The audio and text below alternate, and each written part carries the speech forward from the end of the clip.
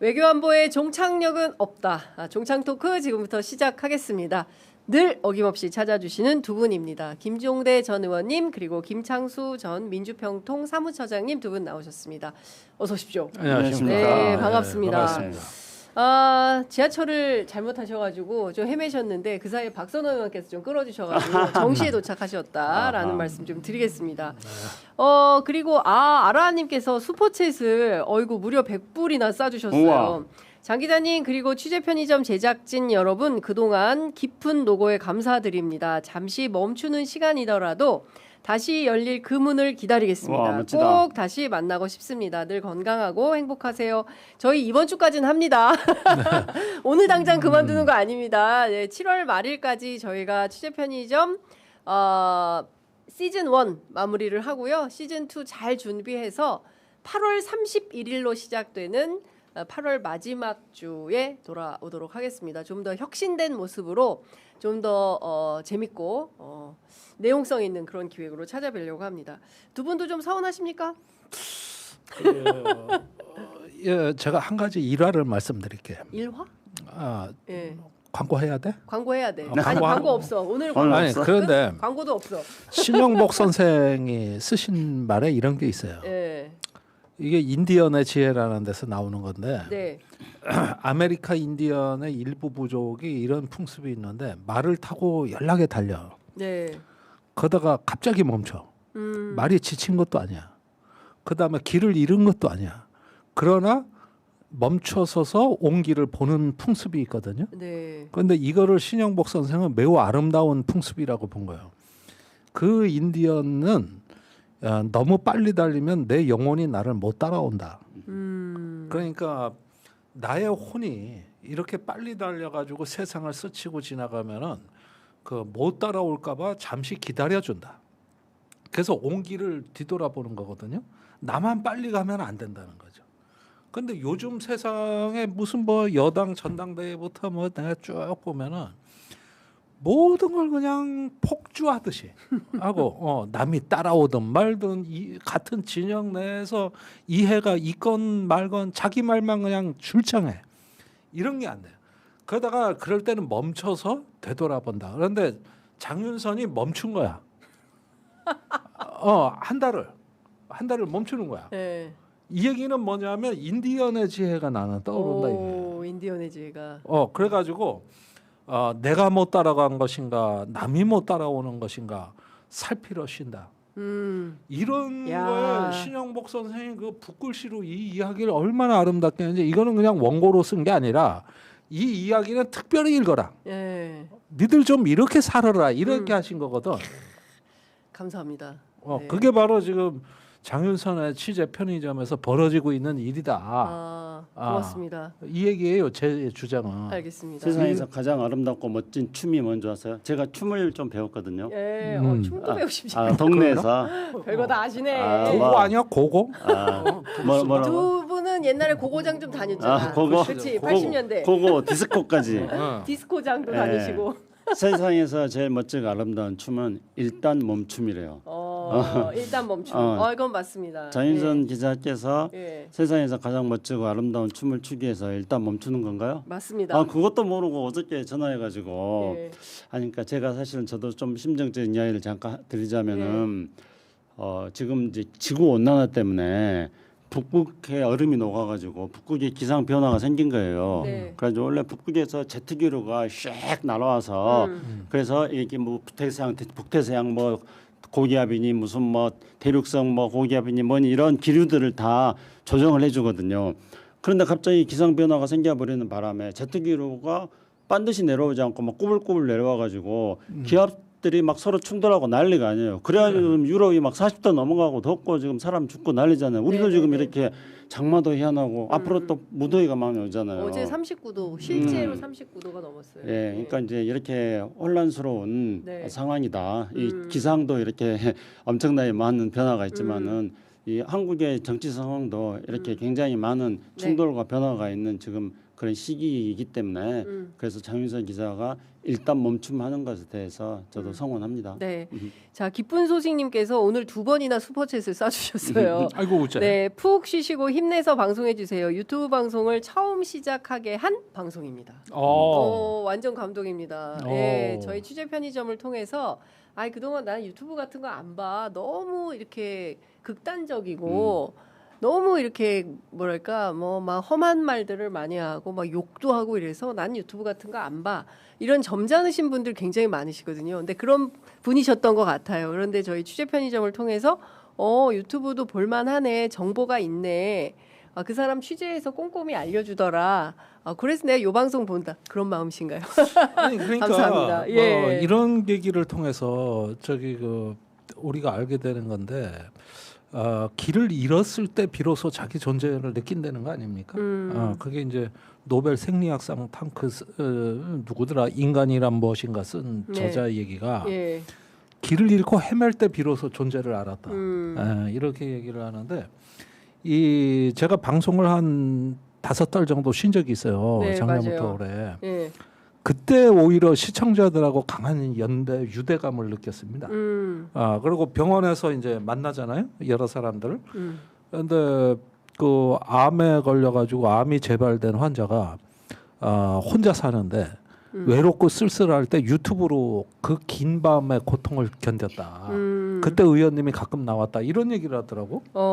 그러니까 여기서 웃고 떠들 때는 몰라요.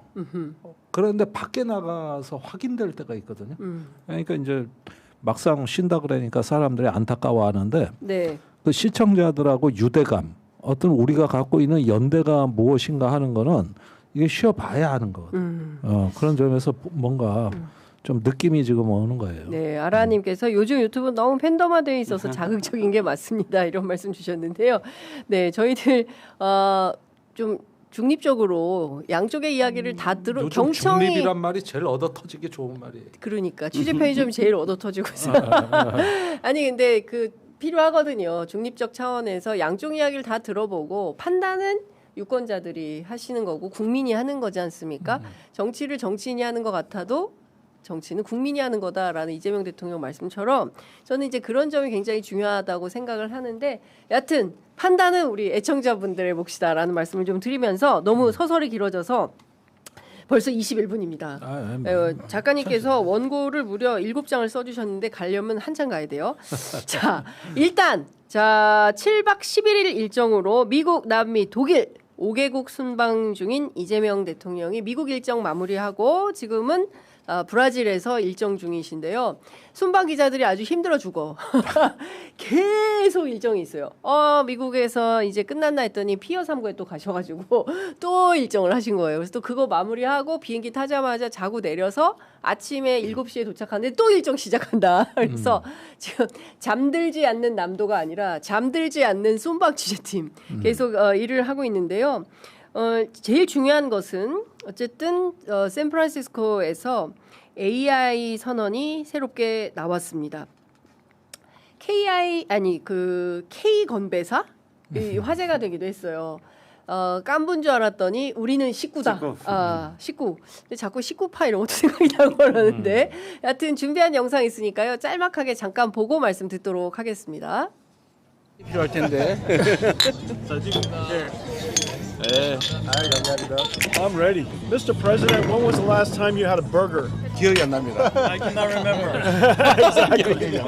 전순왕 대표님, 우리나라에서는 가족이라고 하는 사람들을 이제 식구라고 부르는데 밥을 같이 먹는 사이로 표현합니다. 식구. Your family. 패밀리. Family. We are family. 우리는 식구다. 한국식으로 내가 우리는 하면 식구다 한번 해주세요. Okay. 우리는 식구다.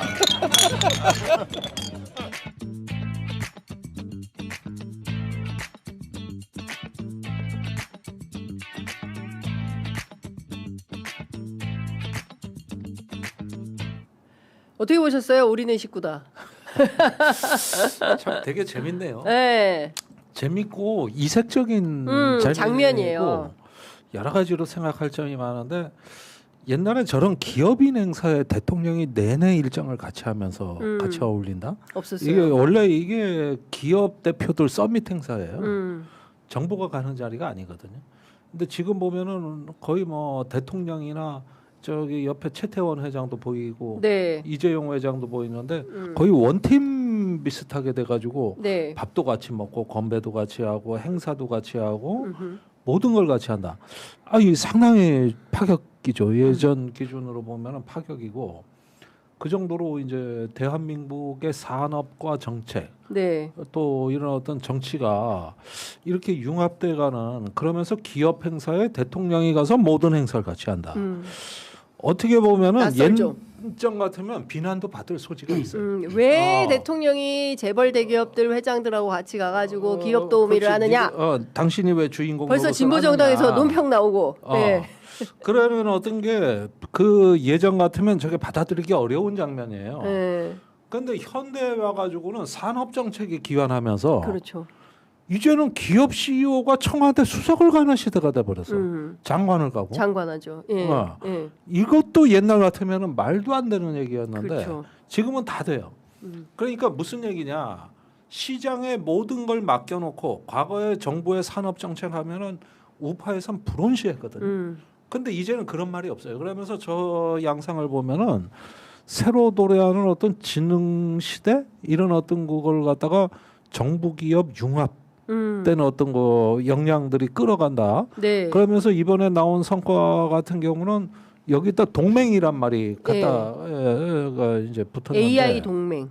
그렇죠. 이게 이제 고대역 폭 메모리 네. 이런 생산 기지가 되고 한국이 또 데이터 센터 이래가지고 AI 국가의 선두 국가가 그렇습니다. 된다는 얘기예요. 예. 지금 AI 사용률 높지, 포털이 있지, 예. 거기에다가 반도체 있지, 다 있다 이거지. 맞아요. 예. 그러니까 대한민국이 전 세계 AI 공급망의 중심이자 실제 AI 국가가 된다. 그러니까 산업 국가에서 지능 국가로. 네. 실제 된다. 그렇죠. 이래야 되니까 한 번도 가보지 않은 길에 저는 하나 하나가 전부 다 뭐라 그래야 될까? 이게 참 새롭다 그래야 될까? 이색적이다. 이색적이다. 예. 이게 어떤 미래로 가는 거냐 예. 조금 상당히 궁금해지네요. 그렇죠. 그러니까 앞으로는 AI를 쓰는 나라하고 그렇지 않은 나라도 굉장히 간격이 커질 것이다. 간극이 그렇지 않겠습니까? 그리고 실제로 DC 데이터 센터를 돌릴 수 있는 나라, 그렇지 않은 나라, 그죠? 그리고 지금 우리가 생성형 AI를 대부분 다 챗GPT를 다 쓰잖아요. 근데 이거 우리 국민 비서를 준다는 거잖아요. 앞으로 이재명 대통령이 이제 우리가 AI 하나씩은 다 공짜로 쓸 수 있는 그런 나라, AI 기본 사회를 만든다는 것이고. 근데 우리나라처럼 이렇게 디지털 강국 같은 경우 AI 선두 국가의 경우에는 이걸 쓰지만 유럽 국가들 중에서도 이 제조나 이런 게 없는 나라들은 우리가 알고 있는 강국이라고 알고 있는 영국 같은 나라도 되게 힘들어질 거다.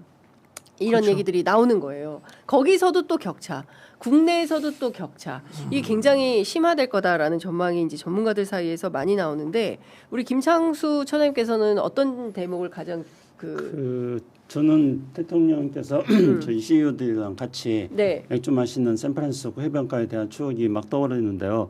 그것보다 네. 장윤선 기자께서 금방 말씀하셨던 격차라는 거, 이 대목이 저는 꽂힙니다. 네. 왜냐하면은 우리가 지금 저 샌프란시스코의 서밋하고 네. 또 연결시켜서 생각해야 될 것은 바로 며칠 전에 상하이에서 세계 AI 컨퍼런스가 열렸거든요. 네. 월드 AI 컨퍼런스가 열린 거였는데 네. 이제 앞으로의 역사는 이 샌프란시스코에서 AI 서밋 열린 것과 네. 그다음에 상하이에서 월드 AI 컨퍼런스 열린 것 두 축이 향후 100년의 새로운 시대를 움직여 나가는 축으로 자리 잡을 것이다. 그 계기가 됐다. 이렇게 역사는 이제 기술을 해줄 겁니다. 네. 그래서 뭐 우리 샌프란시스코 내용이나 어떤 상하이 내용은 뭐 차차 말씀드리기로 하고요. 제가 꽂혔다는 거는 장윤선 기자께서 격차를 말씀하셨는데 바로 그 이제 격차를 해결하기 위한 노력을 시작하고 있다는 겁니다. 그래서 그 격차를 해결하기 위한 노력을 한국과 중국은 그거를 지금 먼저 선도적으로 치고 나가고 있습니다. 네. 그런데 한국과 중국은 어떤 AI에 있어서 국제사회에서 차지하고 있는 위치나 또는 그 특징이 다릅니다. 네. 그 한국은 한마디로 말하면 반도체 공급 국가잖아요. 그래서 한국의 반도체 공급 능력하고 샌프란시스코 실리콘밸리가 가지고 있는 소프트웨어 제작 능력하고 아주 단순하게 말하면은 거기에다가 자본하고 이 세 가지를 결합하는 AI 동맹을 지금 만들겠다는 거지 않습니까? 그러면서 이재명 대통령이 AI를 많은 사람들이 다 같이 모두의 AI 시대로 이렇게 이건 이제 격차를 줄여 나가겠다는 거죠. 네. 근데 중국은 이제 우리하고 좀 다르잖아요, 위치가. 중국은 이미 며칠 전에 또 뭐 키민가 뭔가를 발표해가지고 네. 또 세계에서 또 떠들썩하게 깜짝 놀라겠죠. 그렇죠. 근데 중국은 이미 그렇게 미국과 함께 AI 이강 국가란 말이에요. 맞습니다. 우리하고 다르잖아요. 그래서 중국은 이제 중국이 상하이에서 그런 상하이에 살고 오지 않았어요? 아니 상하이에서는 북경에서 살았어요. 북경이었나요?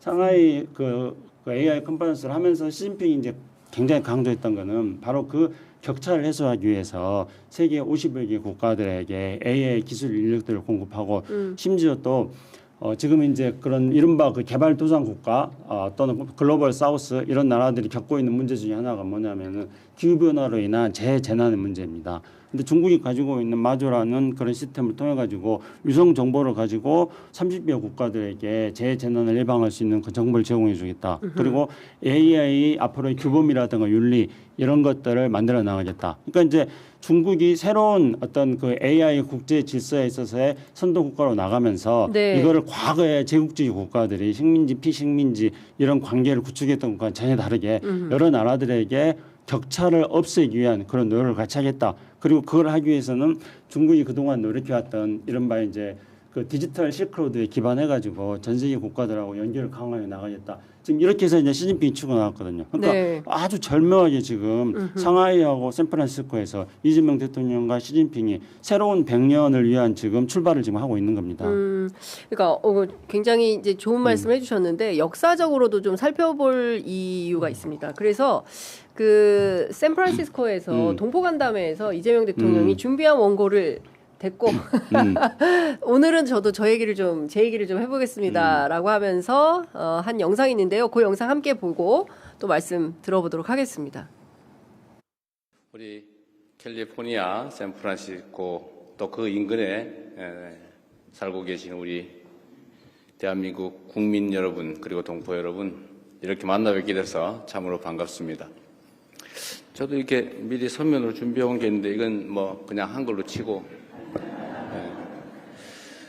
인공지능이라고 하는 것이 저는 마치 인류가 새롭게 불을 발견하게 된 것처럼 그걸 실생활에 이제 이용하기 시작하면서 완전히 새로운 역사가 시작되었던 것처럼 이 인공지능이라고 하는 것도 아마도 아주 짧은 시간 안에 우리의 삶 곳곳에 모두 적용되고 인공지능 없이는 살 수가 없는 결코 배제할 수 없는 그런 시절이 곧 올 거라고 보여집니다. 미래를 내다보는 것 같아요. 이제 인공지능을 쓰는 나라와 쓰지 않는 나라, 그리고 인공지능을 쓰는 시민과 그렇지 않은 시민, 그리고 이 학습하지 않으면 이를테면 이제 디지털 문맹이 되는 뭐 이런 상황. 여러 가지로 이제 엄청난 뭔가 거대한 파도가 오는 것 같다. 그러니까 산업혁명보다 더 센 혁명이 온다. 불의 발견이라고 좀 그러니까 불의 발견, 불의 발견. 뭔가 돌파하고 개척해 나가는 맨 앞줄에 우리가 서 있는 섰어. 관점에서는 저 얘기가 맞아요. 예. 그런데 이제 뒷줄에 뭔가 굳은 일을 하고 어떤 그 남은 문제를 해결하고 또 사회에 부족한 거를 다시 재충전해서 진짜 하나의 어떤 사회 시스템을 만들어 나가는 일은 그거는 또 여전히 남아 있는 겁니다. 그렇습니다. 그러니까 예를 들면 정부에서 AI를 강조하는 건 저는 이해가 가요. 네. 뭔가 좀 새로운 어떤 개척자 희망 그리고 대중적인 열정을 끌어올린다. 우리의 어떤 산업적 잠재력을 활용한다. 왜 나쁩니까? 저 같은 진보도 성장을 반대하는 건 아니거든요. 네. 예, 그랬는데 항상 이런 얘기를 할 때마다 안 보이는 장관들이 있어요. 어디 가서 뭐 하는지 모르는 장관들. 복지부 장관, 노동부 장관 뭐 이런 사람들은 안 보여. 네. 반면에 산업부 장관, 국토부 장관은 기재부 장관 이런 사람들은 가 있단 말이에요. 과기부 장관이 그거 과기부 회식비도 장관이요? 냈던데. 그러니까 보면 뭐냐면은 AI라는 거는 자원을 투입해서 만드는 AI 세상도 있지만 그것을 통해서 다시 재조직화되는 노동과 복지의 미래라는 게 있는 거거든요. 그러면은 AI의 미래라는 것은 어떤 고용과 노동과 소득과 복지의 세상에 사는 건가에 대한 설명도 따라와야 되는 건데 네. 이건 노동부 장관이나 보건복지부 장관 같은 분들이 좀 옆에 같이 앉아서 발언을 해주셔야 되는데 발표 자리에 보면 이런 분들은 없어. 네. 그러니까 이게 이제 지금은 뭔가를 돌파하는 과정에서의 한 부분적인 논의이기 때문에 이런 것이다. 우리가 아직까지 미래 사회를 모른다는 증거가 이겁니다. 네. 그런데 이런 부분 빠진 부분 이런 거를 집권 여당이 하는 겁니다. 집권 여당이 정부에서 저렇게 AI 국가를 선포했으니 네. 우리는 국민들한테 이거를 한번 구체화돼서 국민 속에서 얘기해 보자든가. 그러면 노동은 어떻게 되는 겁니까? 제 일자리는요. 저 복지는 어떻게 되는 겁니까? 지금 미국에서 민주공화당의 첨예한 논쟁이 뭐냐 하면은 일자리의 미래예요. 그렇죠. 인공지능하면 일자리가 그냥 따라와요. 네. 같은 논쟁인데 우리가 지금 이런 논쟁으로 아직 못 가고 있거든요. 그러니까 이런 부분에서 AI를 대통령이 강조했으면 집권 여당 대표 주자들이라든가 총리라든가 이런 부분들은 또 자기 할 일이 있는 겁니다. 네. 그런데 이런 부분들이 이제 여당이 이상해지니까 한쪽은 이제 빠져나가고 이렇게 됐는데 저는 솔직히 좀 불안해서 그래요. 이게 앞으로 이 엄청난 블랙홀처럼 자원을 빨아들여서 어디로 가자는 거냐. 네. 이런 부분에 대해 가지고 조금 더 어떤 친절한 설명, 그다음에 우리가 이렇게 하는 것이 정말 가치 있는 일이라는 거, 네. 이런 것들을 좀 논의해 보자. 이런 그러니까 취지예요. 그렇죠. 그러니까 지금 사실 그 더불어민주당 전당대회의 주요 키워드가 AI 말씀 주신 대로 노동의 미래는 우리가 어떻게 되는지, 이제 앞으로 이제 로봇과 경쟁해야 되는 인간의 삶은 어떻게 되는 건지, 그리고 거기에서 소외된 이제 복지의 문제, 비단 복지뿐만이 아니라 저는 이 뭐 세수의 문제, 그 초과 이윤의 문제 이런 것들을 우리가 어떻게 할 거냐에 대한 미래에 대한 담론이 나와야 되는데 김부선, 알정직 뭐 이런 얘기들만 계속 나오니까 답답하다 이런 생각이 좀 드는 거죠. 그 대통령 말씀은 네. 이제 지금 계속 몇 번 하신다 그랬죠. 근데 저 말씀은 일단 서두 말씀이잖아요. 그러니까 이게 이제 우리가 이걸 봐야 되는데 제가 조금 지금 AI 샌프란시스코 AI 서밋이잖아요. 네. 이 서밋은 원래 정상회담 때만 사용되는 용어였어요. 그리고 이 샌프란시스코 AI 서밋은 우리나라가 주체예요. 이거 지금. 그러니까 네. 우리나라 정부가 주체하는 맞아요. 겁니다. 예. 그러니까 이거 엄청난 사건이에요. 근데 이제 다 부른 거예요. 글로벌 그 빅테크 그렇죠. 기업들의 우리 정부가 CEO들을 샌프란시스코에서. 심지어 사이가 안 좋은 네. 사람들까지 싹 다 네. 불러 모아서 의자 배치는 좀 멀리 했어. 네. 그래도 다 불러서 안 오진 않았어요. 그러니까 한국이 부르면 이제 오는 거예요. 그렇죠. 예. 근데 이재명 대통령이 이걸 이제 보통 CEO들도 서밋이라는 용어를 쓰기도 하는데 네. 서밋은 이제 그 의미를 보고 금방 이재명 대통령의 말씀하고 연결시켜 보자면요. 서밋은 윈스턴 처칠이 2차 대전이 끝나고 나서 복잡한 정세 속에서 뭔가 산꼭대기에 올라가 가지고 정상들이 최종적으로 결정을 하자. 산꼭대기에서 멀리 보면서 그런 의미에서 서밋이라는 이름을 윈스턴 처칠이 처음 사용했거든요. 근데 이번에 이제 AI 서밋이라고 한 거잖아요. 그럼 네. 대통령이 금방 불을 발견한 시대가 버금가다. 그리고 앞으로는 우리는 AI가 없이는 못 사는 시대가 될 거다. 그러니까 이 서밋이라는 그러니까 정상에 올라가 가지고 네. 멀리 바라보면서 미래는 이렇다는 것을 일단 대통령이 서두 말씀으로 지금 꺼냈다. 그래서 저 서두 말씀은 그런 정도를 일단 평가할 수 있습니다. 자, 두 번째 영상 보겠습니다. 식민지에서 해방된 나라 중에 민주화 그리고 산업화를 동시에 이루어낸 국가, 선진국으로 도약한 나라는 대한민국이 역사적으로 또 현실적으로 유일합니다. 위대한 국민들이죠. 평균 90% 이상 성공한다고 하는 친위 군사 쿠데타도 우리가 무력이나 출혈 없이 평화적으로 아주 아름답게 싸워서 이겨내지 않습니까? 아마 세계사에 없을 위대한 평화혁명입니다. 그리고 어쩌면 이 민주주의라고 하는 것이 과거에는 모르겠는데 현대와 같은 아주 합리적인 첨단 산업사회, 첨단 기술사회에서는 민주주의 자체가 그 산업 경제 발전에 매우 핵심적인 요소가 된다고 저는 생각합니다. 전 세계적인 아주 미세한 그리고 치밀한 경쟁이 이루어질 이 상황에서는 합리성, 객관성, 투명성, 예측 가능성 이런 것들이 이 경제 성장 발전, 기술 발전에 크게 도움이 될 수밖에 없습니다. 불투명하고 폭력적이고 어지럽고 예측 가능하지 않고 이런 사회에서는 기술 문명이라고 하는 게 자리를 잡기 어렵죠. 그래서 저는 대한민국에 정말 진정한 새로운 기회가 왔다 이렇게 생각합니다. 우리 다음 세대가 살아갈 우리 대한민국은 이제 과거에 김구 선생이 말씀하셨던 것처럼 문화로 전 세계에 영향을 끼치는 문화 강국으로 도약하고 있습니다. 이 문화라고 하는 것도 어찌 보면 민주주의와 아주 잘 어울립니다. 네. 어떻게 들으셨어요, 김종대 의원님? 네, 굉장히 뭐 자부심 넘치고 열정적이다. 내용 자체는 톤은 차분하지만 내용은 열정적이다. 네, 그리고 아마 동포들도 자긍심이 상당히 어떤 그렇습니다. 고치되는 예. 이렇게 되는 어떤 그 좋은 대화라고 생각이 됩니다. 그래서 저것도 마찬가지인데 이렇게 어떤 그 대한민국이 이제 눈부신 성장의 서사, 네. 그다음에 어떤 그 민주주의를 달성하는 어떤 영광의 시간들 이런 것들을 딛고 이제 올라서는 어떤 그 자긍심 넘치는 어떤 선진국가 이런 어떤 그 비전들 이런 부분들이 이제 제시가 됐다. 네. 그런데 이런 부분들도 이후에 그러면은 저기 김구 선생이 말한 문명 국가로 가는데 이제 반도체 이 부분은 알겠고 네. 산업도 알겠고 그러는데 교육은 우리가 미래 창조적 인간은 어떻게 또 우리가 또 정의롭고 공정한 어떤 그 분배와 어떤 상호 존중 배려가 하는 어떤 인간이 돈이 아닌 인간이 지배하는 네. 대한민국 자칫해다가 성장 일변도로 가면은 완전히 어떤 우리가 이제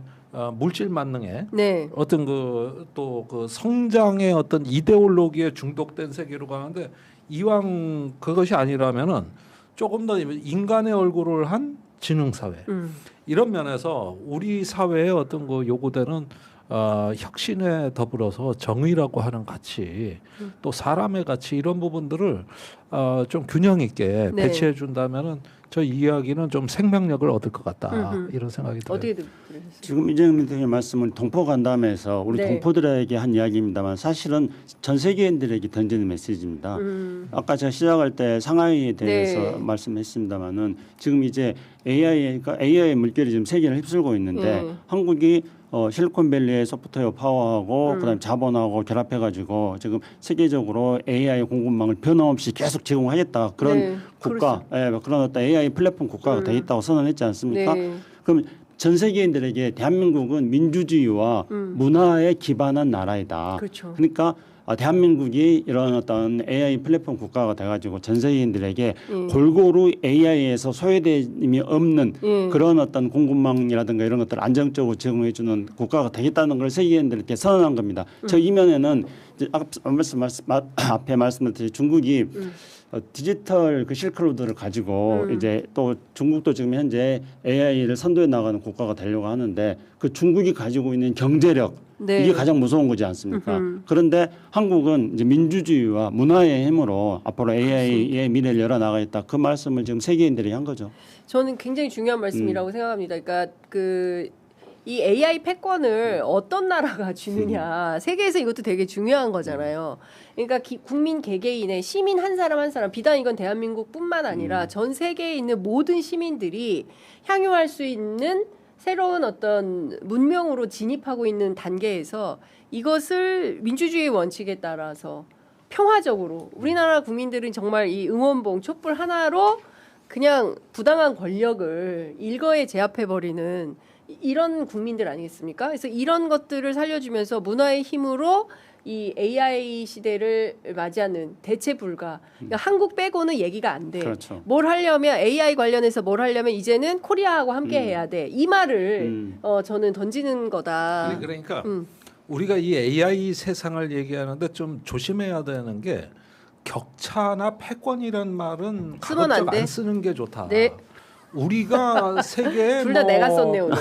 아니 그런데 일단 그거야 지금은 이제 도전하는 단계니까 네. 그렇다 치더라도 이게 새로운 패권으로 가는 겁니다. 새로운 강대국으로 가는 겁니다. 전 네, 그런 건 세계와 아니에요. 예. 격차를 벌려서 아닙니다. 우리가 이렇게 합니다. 사실은 우리 은연중에 사고에 그게 있어. 아니요. 있긴 모두의 있어. AI, 모두에다 그런데 써야 된다. 지금 우리가 이제 하나의 어떤 그 이렇게 그 몸집을 불릴 때는 과거의 가치가 아니라 새로운 가치의 옷을 입어야 그렇습니다. 이 성장이 존중받고 설득력이 있는. 음흠. 그러니까 가급적이면 그런 용어는 쓰면 안 된다. 네. 그런 것보다는 뭐냐면 확장성 있고 포용력 있는 문명. 그러니까 AI라는 것은 우리의 확장된 지능입니다. 네. 그러니까 제2의 뇌예요. 그렇습니다. 듀얼 브레인이라고 예. 우리의 원래 갖고 있는 인간성을 확장해서 쓰는 도구에 불과한 예. 거거든요.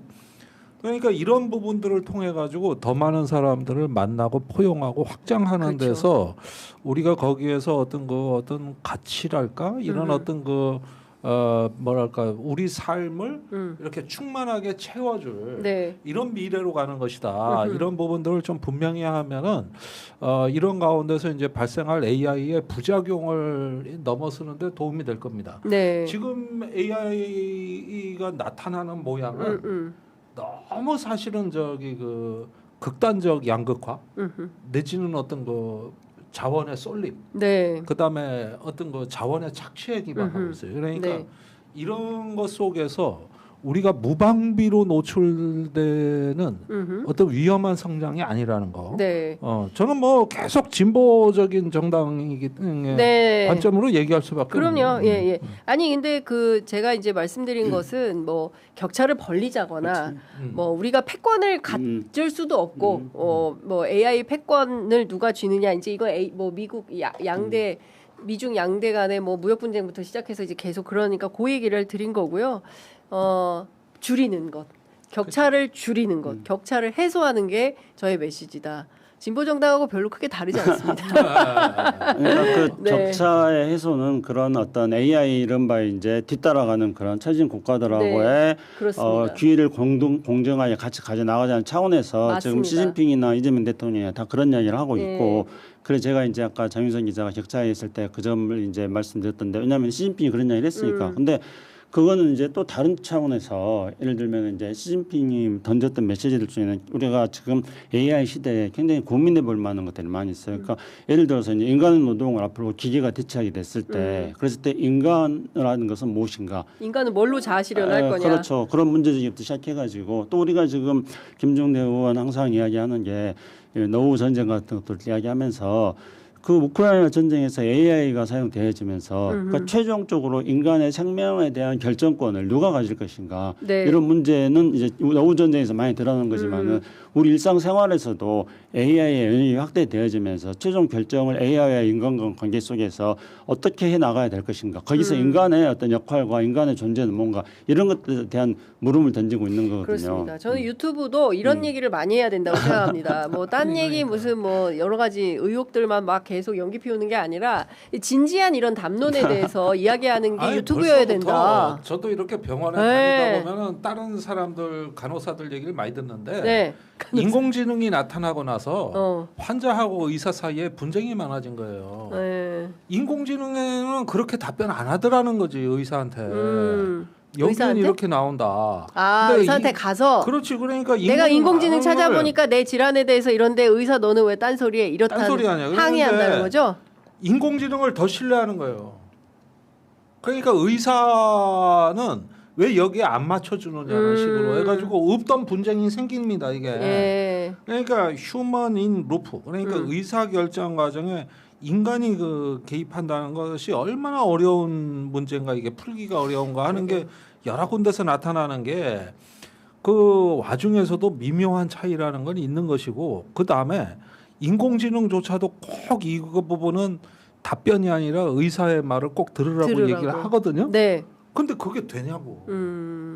저기 뭐야 묻는 사람의 의도에 맞춰 착착 답변 다 해놓고 그렇지. 그 다음에 다시 예. 알아보라 그러면은. 예.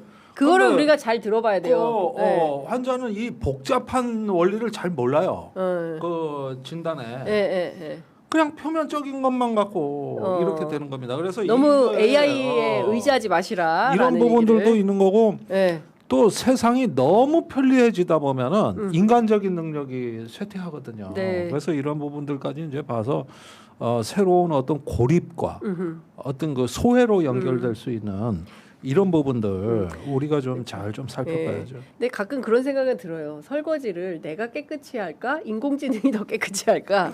살짝 자신이 없어질 때가 있어요. 아, 요즘 좋은 기가 많이 나보다 나왔죠. 더 청소를 로봇이 더 잘한다. 뭐 이런 거죠. 아니, 나 저희가 그건 아직 세 번째 나타났죠. 영상을 못 봐가지고 아, 세 번째 그래? 영상 마저 그래. 보도록 하겠습니다.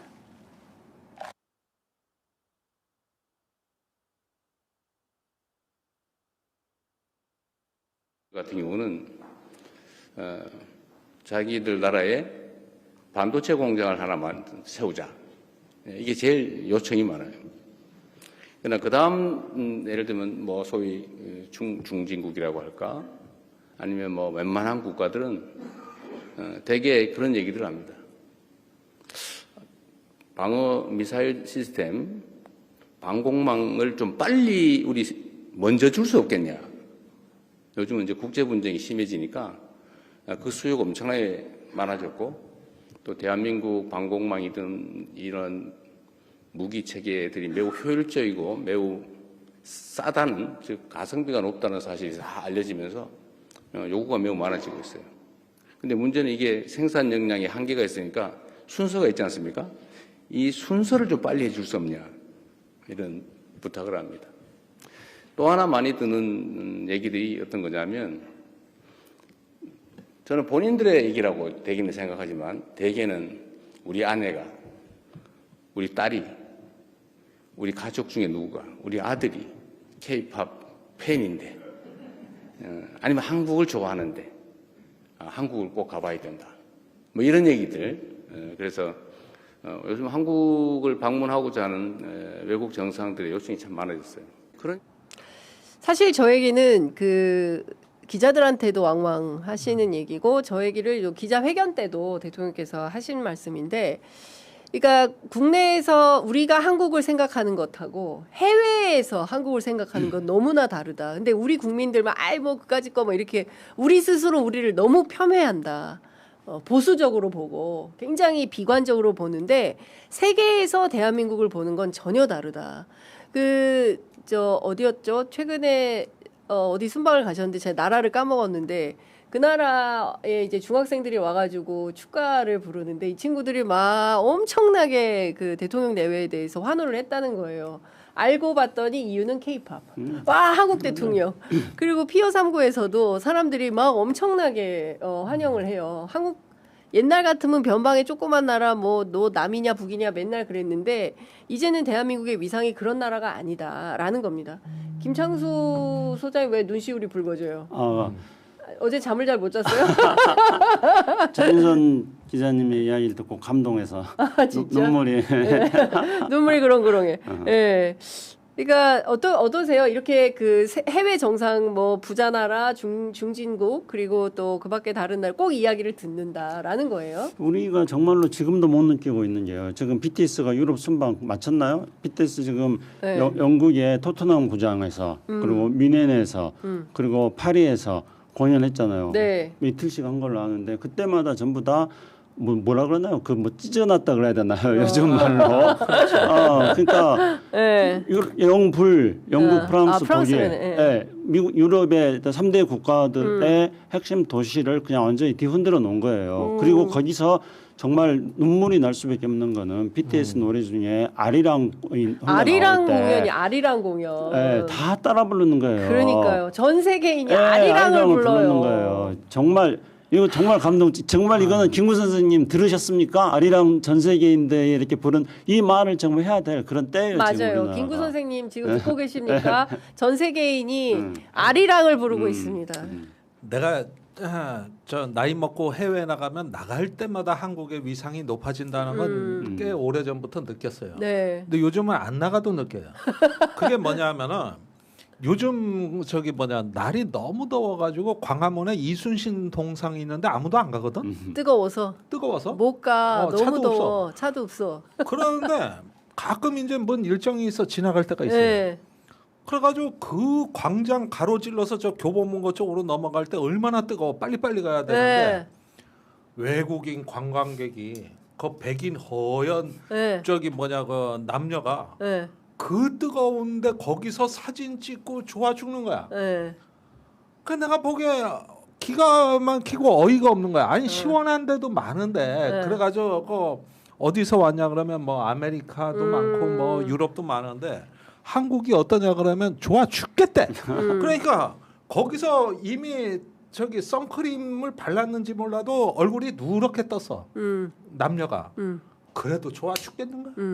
그런 사람들이 무지한히 많아요. 그러니까 내국인들은 요즘 사진 안 찍거든. 네. 근데 외국인들은 악착같이 와서 찍어.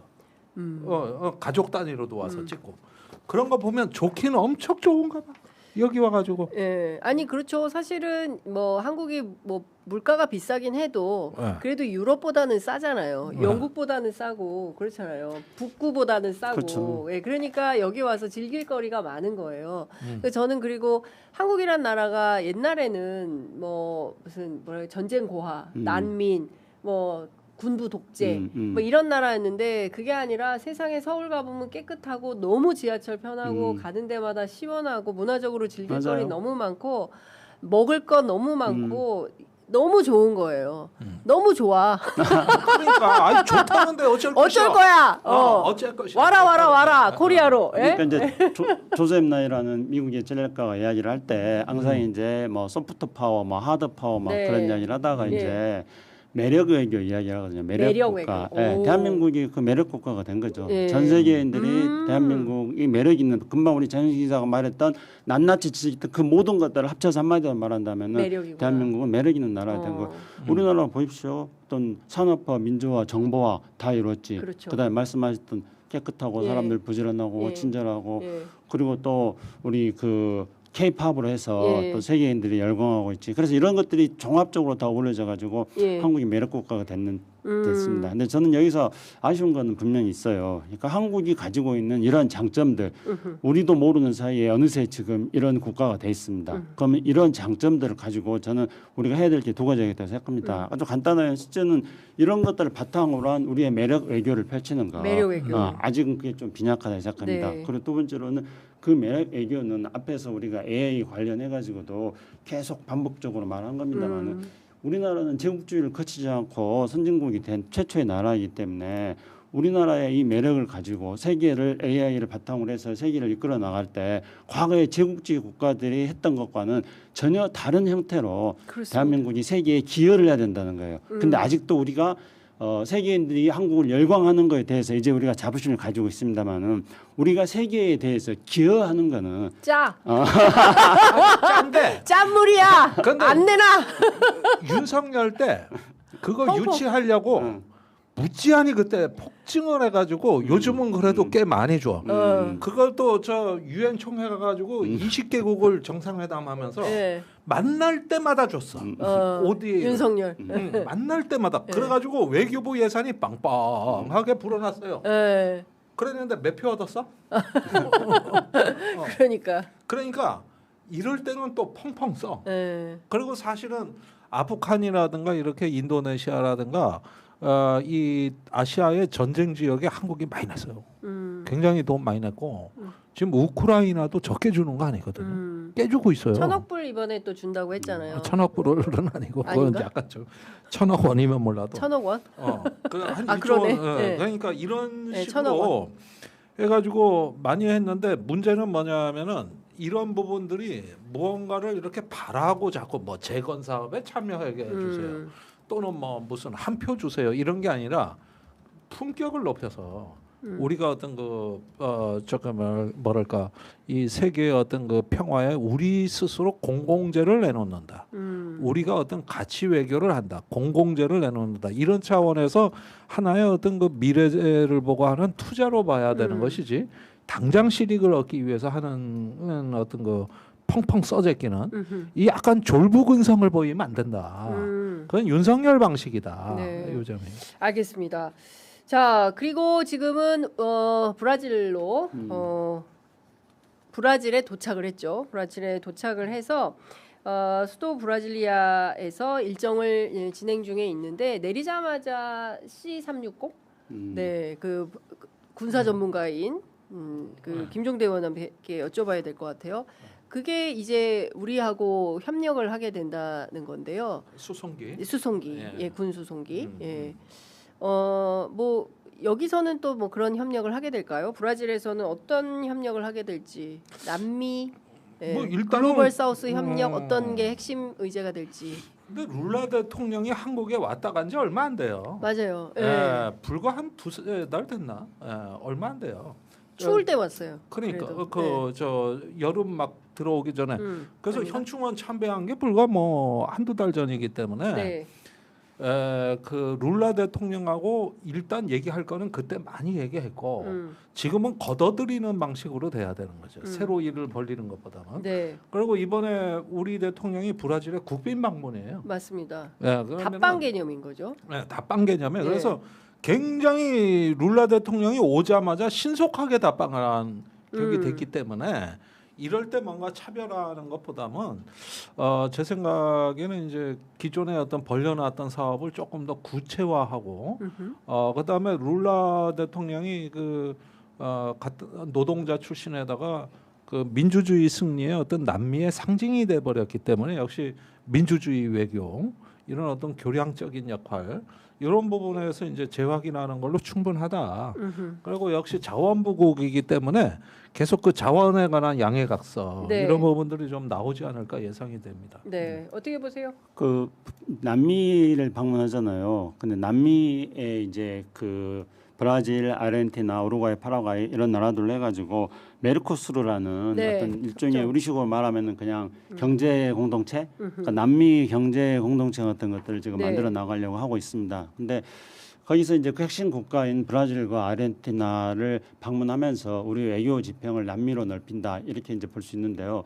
근데 여기서 이제 정말 흥미로운 거는 이재명 대통령이 아세안 여러 국가들 순방도 지금 아세안 국가가 11개 국가들인데 상당히 많은 국가들 지금 현재 어느 나라까지 했는지 모르겠습니다만 많은 국가들 순방을 마쳤거든요. 그러니까 이제 시진핑 주석이 지난번에 이제 상하이에서 AI 포럼 할 때 그때 이제 브릭스 국가들, 네. 아세안 국가들 이런 나라들로 아프리카 국가들 이런 나라들로 AI 관련된 협력들을 넓혀 나가겠다 지금 그렇게 얘기하고 있거든요. 그래서 이제 우리도 지금 그 브릭스 국가의 핵심 국가인 브라질 그리고 이제 앞서 제가 말씀드렸던 아세안 국가들 이런 순방들을 통해 가지고 우리의 외교의 지평을 넓혀 나간다는 것은 국가 100년의 대기를 놓고 볼 때 새로운 국가를 만들어 나가는 외교적 지평을 지금 쌓는 차원으로 이번 그 남미 순방과 아세안 순방과 연결시켜 가지고 우리가 생각해 볼 수 있겠다 이랬습니다. 네.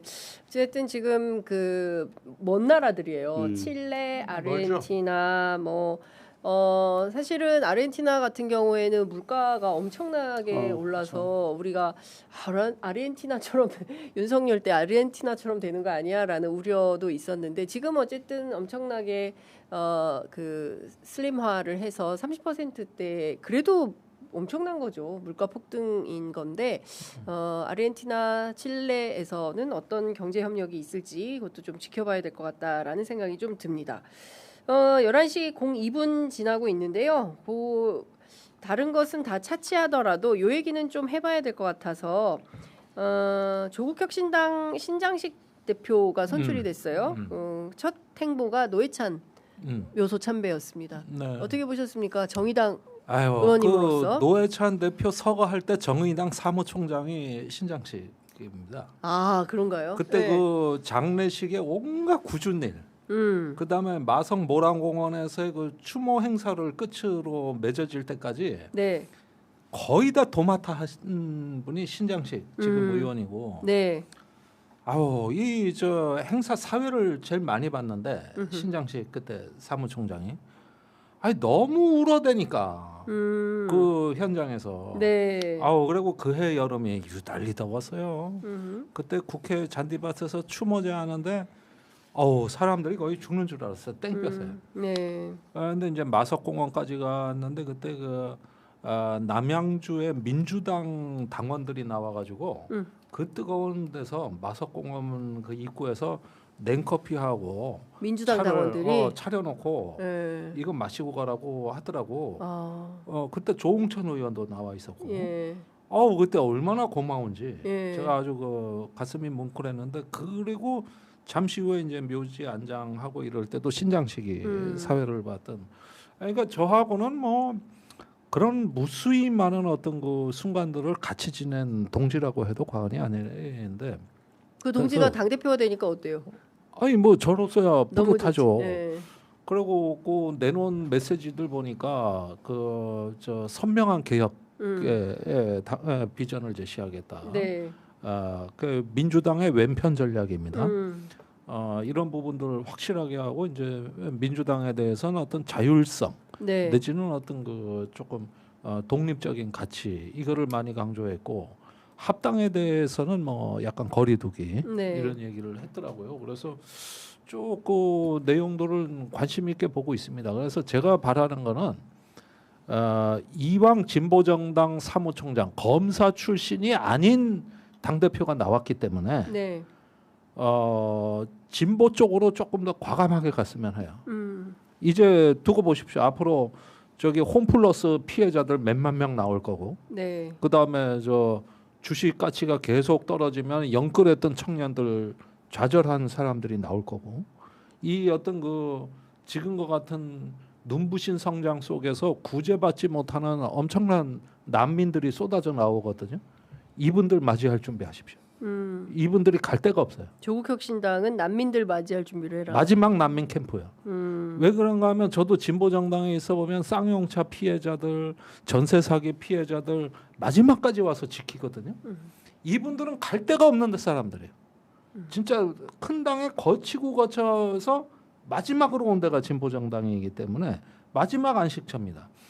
그런데 이제 그런 진보 정당도 많이 왜소화됐기 때문에 이 조국 혁신당이 그 역할을 해주셔야 되고, 또 이렇게 찾아오시는 분들은요, 자본주의 체제에서는 자본주의 방식으로 자기 문제를 해결할 방법이 없는 사람들이에요. 기존의 제도와 규칙으로는 안 돼요. 네. 그 낭떠러지기 위해서 떨어져도 너는 루저야. 우리는 법으로 먹고 해줘. 이렇게 된 사람들이 수만 명입니다. 네. 그래서 우리 진보 정당의 가치는 그랬을 때 손을 잡아주는 그 자체로 존재 의미가 있는데, 이제 검찰 개혁은 어느 정도 마무리됐다. 저는 그렇게 보고 거기에서 이제부터 진짜 진보 일을 해라. 진짜 진보를 해라. 그거는 저기 쓰러지는 사람을 붙들어 세우는 거다. 네. 그게 당신이 할 일이다. 예. 이 사람들 맞이할 준비해라. 네. 전 그런 말씀. 자, 오늘 아침 그 최고위원회의 회의에서 세 박자 정치를 또 제안해. 노회찬 대표의 적이 같네. 말은 하여간 천상유사.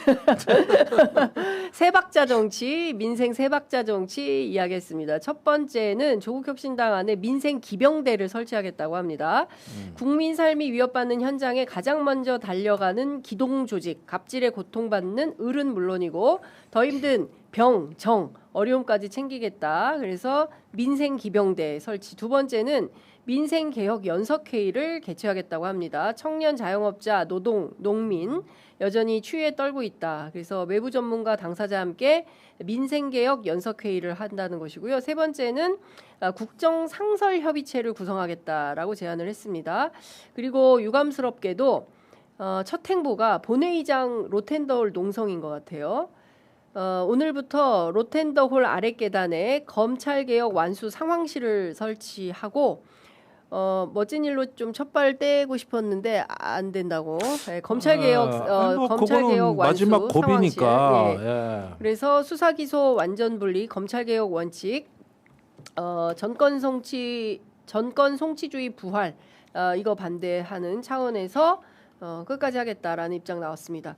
종합해서 우리 김창수 간단하게 예, 말씀드리면요, 말씀 듣겠습니다. 저는 김대중 대통령이 서생적 문제의식, 상인의 감각 네. 이 두 가지를 말씀하셨는데, 우리 사회에서 항상 논쟁이나 뭐 일을 하다 보면 꼭 둘 중에 하나가 극단적인 거 하나를 선택해가지고 그게 가장 옳은 것인 것처럼 생각하는 경우가 있습니다. 근데 저는 이런 서생적 문제의식과 상인의 감각 이런 말이 그 노회찬 의원도 말씀 잘하시잖아요. 그래서 네. 이제 그 신장식 의원이 했던 노회찬 의원과 나눴던 대화를 제가 소개하면서 제 이야기를 맞추고 싶은데요. 노회찬 의원이 진보 정치를 하기 위해서는 비판은 근본적으로, 대안은 현실적으로, 실천은 대중적으로, 이 말 참 좋다는 생각이 듭니다. 김대중 대통령의 말씀하고 일맥상통한다. 그래서 이런 노회찬 그 전 대표의 말씀을 잘 새기면서 정치했으면 좋겠다 그런 생각입니다. 네, 몰망초님이 지금은 커피 주면 이중당적 조사하라고 난리친다. 아니 그런데 나는 조국혁신당이 특히 신장식 대표가 이런 프레임에 어느 정도 거리를 뒀으면 좋겠다. 그다음에 이 저기 검찰의 정권 송치라든가 앞으로 그 중수청에서 보안 수사권을 행사한다는 거 아닙니까? 네. 이런 부분들에 대해서는 어차피 어떤 방식으로 결정되든 논란은 있을 수밖에 없어요. 이건 개혁이 끝나는 개혁이 아닙니다. 계속 관리하면서 가야 돼요. 예, 계속 그렇습니다. 그런데 여기에서 한때 조국혁신당 당론도 보안 수사권 존치였습니다. 그러다가 어느 날 슬그머니 뒤집힌 거예요, 이게. 그러면서 이상하게 간 거는 12산 내란이 있고 나가지고 우리 기존의 검찰 개혁 논리가 많이 변한 거거든요. 그러면서 여태 온 거지. 옛날에 문재인 때 뭐 검수완박 이럴 때 보안 수사권으로 논쟁했다는 얘기를 내가 들어본 적이 없어요. 적이 없습니다. 그런데 어느 날 갑자기 튀어나와가지고 이게 이렇게 된 거야. 그러다 보면은 나중에 또 뭐가 튀어나올지 몰라요. 네. 그러니까 이런 식으로 관리하게 되면은 이게 끝이 없는 문제가 되니까 어느 정도 어떤 개혁에 큰 줄령 허망준한 중령을 하나 넘으면 그 다음으로 나가는 지혜로움을 보여줘야 되고 이 신장식 의원이 방향을 잘 잡은 거는 좀 민생이다. 이 부분으로 지금 방향을 잡은 거는 굉장히 어떤 그 본인의 정체성에 맞고 네. 이게 이제 조국혁신당이 다음 선거 때까지 자리매김을 하는 방식이다. 그래서 이 검찰 개혁은 끊임없는 쳇바퀴라면은 한 발만 빠뜨려라. 네. 이런 정도로 충분하다.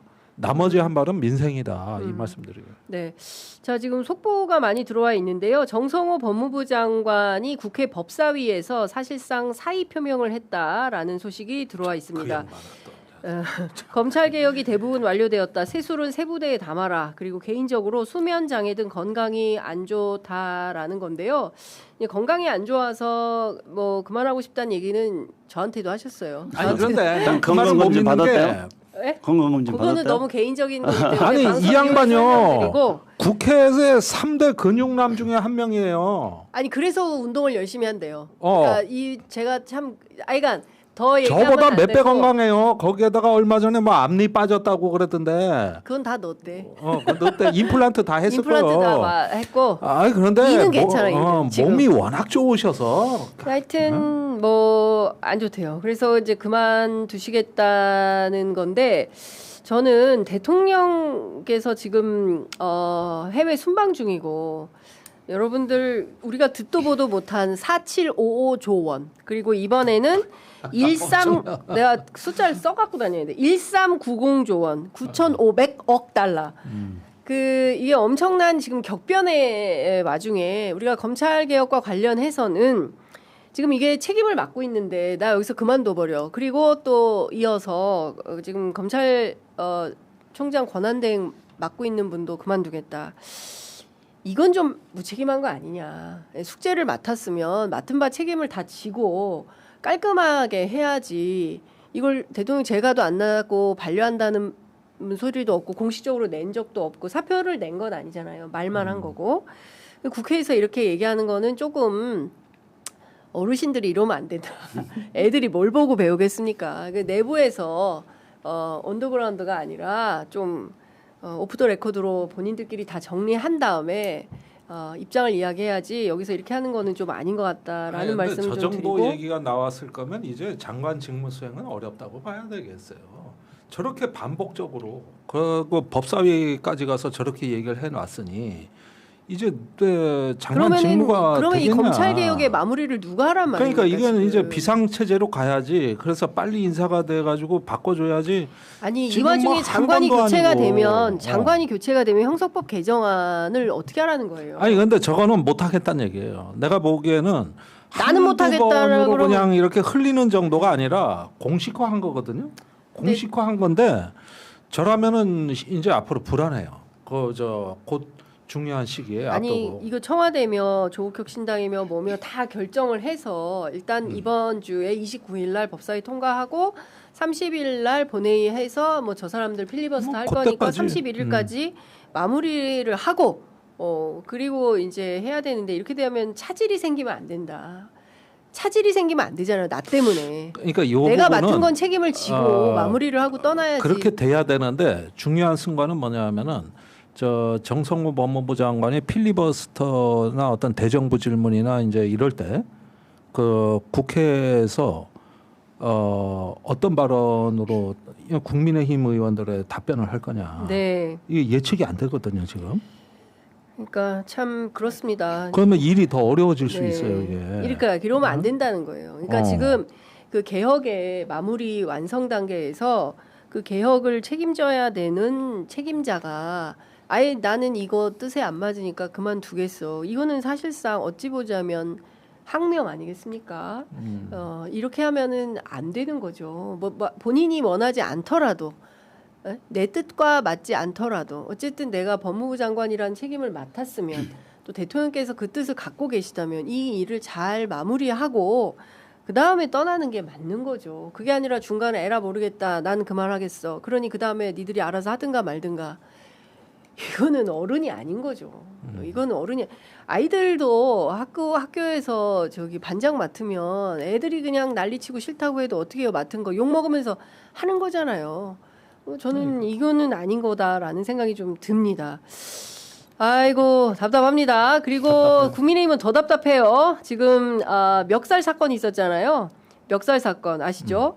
지금 그 저 원내대표하고 권영진 의원 간의 그 멱살잡이가 있었는데요. 멱살 권영진 제명 포함해서 최고 수준의 징계가 필요하다라는 국민의힘 최고위원의 입장이 나왔습니다.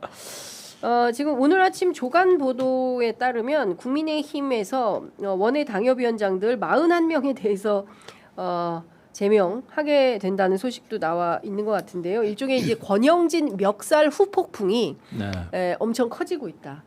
제가 보기에 국민의힘은 이번 주에도 정당 지지율이 더 하락하지 않을까 싶은 생각이 좀 듭니다. 자, 국제적으로는 우리가 잘 나가는데 지금 국내적으로는 지금 멱살 뭐 이런 걸로 이러면 안 됩니다. 대한민국 정치만 조금만 더 잘해주면 오늘 이러면 안 됩니다. 이 문장을 몇 번 썼는지 아세요? 너무 많이 썼나? 법무부 장관에도 그만해야 그랬고 국민의힘에도 그랬고 아니 그러니까 맺혀서 아우 진짜 그랬는데 화가 나. 이러면 안 돼. 진행자가 이러면 안 됩니다. 이 얘기를 꽤 여러 번 썼어요. 그러니까요. 참 답답합니다. 네, 이런 멱살 사건이 있었어요. 아라님께서 질문 주셨는데 정점식 원내대표가 이제 상임위 배분하면서 이제 정보위에 안 넣어준 거예요. 누구를? 저기 권영진 의원을. 권영진 의원이 가가지고 멱살 잡고 너 말이야 나한테 이럴 수 있어. 이래서 디자비를 했던 사건이 있고 하여간 원하지 않은 상임위에 넣어가지고 여기저기서 소동이 있었는데요. 이러면 안 됩니다. 라는 것으로 마무리를 하겠습니다. 아까 보니까 우리 아라님께서도 스포츠잇을 2번이나 또 쏴주셨어요. 오늘 막 계속 아유 너무 감사한데. 이거 공개 방송 한번 하셔야겠어요. 그러니까요. 예, 김종대 의원님, 김창수 사무처장님 늘 건강하고 행복하시기 바랍니다. 이렇게 두 분을 위해서 슈퍼챗을 쏴주셨습니다. 근데 아라님은 못 오세요. 플로리다에 계세요. 플로리다? 네, 우리가 플로리다. 가지 뭐. 우리가 가는 걸로 좋습니다. 자, 두 분도 건강하시고요. 저희가 8월 31일로 시작되는 주에 이번 주에는 합니다, 여러분. 예, 이번 주에 딴 데 가시면 안 되고요. 취재 편의점 9시에 하니까 함께해 주시기 바랍니다. 두 분 말씀은 여기까지 듣겠습니다. 고맙습니다. 감사합니다. 감사합니다.